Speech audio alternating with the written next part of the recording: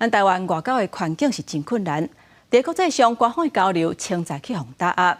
不过透过民间的公众外交，这嘛是一种用非官方的角度来展现咱台湾的方式。咱国驻匈牙利大使刘世忠，伊本身是真够煮食。咱来看伊是安怎用伊煮的料理，甲匈牙利的民众交朋友、博感情。带大家做伙来看卖。当日走卡无用的是台湾驻匈牙利大使刘世忠。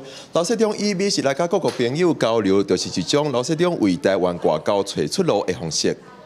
甲车米倒入鼎内底，加入高汤，温温啊拌。台湾驻匈牙利大使刘世忠要煮的是西班牙炖饭。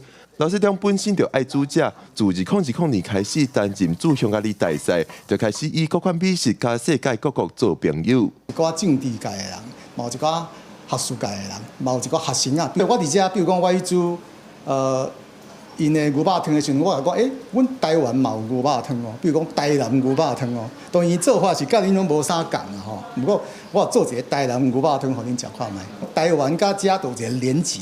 刘世忠讲，走卡外交毋是要取代正式的外交手段，是希望以辅助的方式，互世界有较侪接触台湾的管道。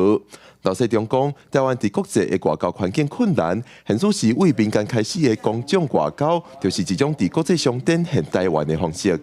都是软实力，就是讲，伊会当讲，毋哪会当讲，你要讲啊足大声，你要做甲足有力的。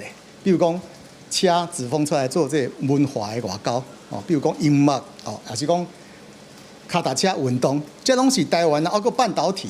刘世忠讲，台湾的声音虽然伫国际上互人打压，但是透过亲自民间的公众外交，会使伫世界每个所在展现台湾的材料，增加台湾互世界看到的机会。这种公众外交，就是目前各界正在拍拼的方向。